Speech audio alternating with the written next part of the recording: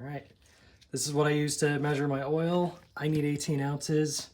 It's a guess. I don't know how much to put in there. So,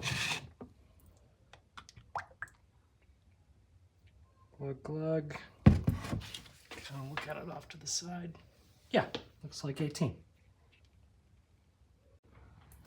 Down the hatch.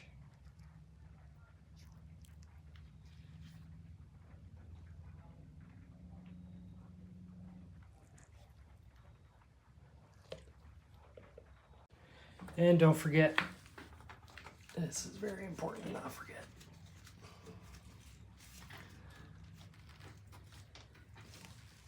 And you're done.